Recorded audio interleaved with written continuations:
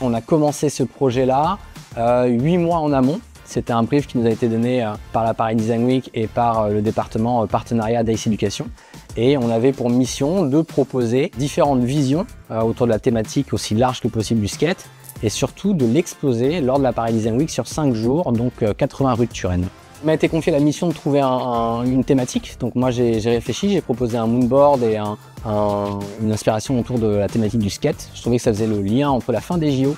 Ça ramenait un élément sportif et en même temps c'est vraiment un objet qui se prêtait à un travail très design et très graphique. L'idée c'était de travailler le design produit mais pas seulement, travailler toute une narration et une histoire autour de la vision qu'on a du skate. On voulait se retirer de la fonction usuelle du skate et travailler vraiment la représentation iconique. C'est vrai que c'est une culture à part entière.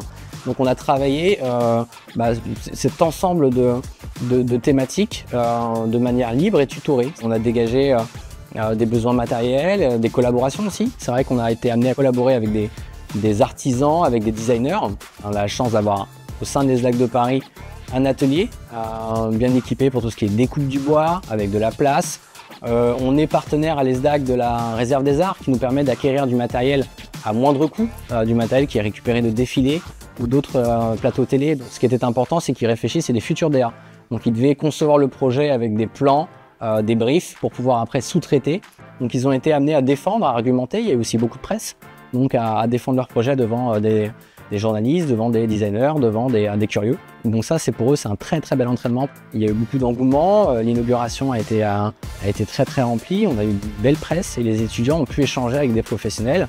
Et il y a même eu des propositions d'achat. Alors pour ceux qui n'ont pas eu la chance effectivement de se déplacer et de voir l'exposition, restez connectés à l'ESDAC sur les réseaux sociaux, vous allez voir des petites capsules qui vont présenter les travaux de chaque étudiant. Donc ça va être vraiment intéressant à voir.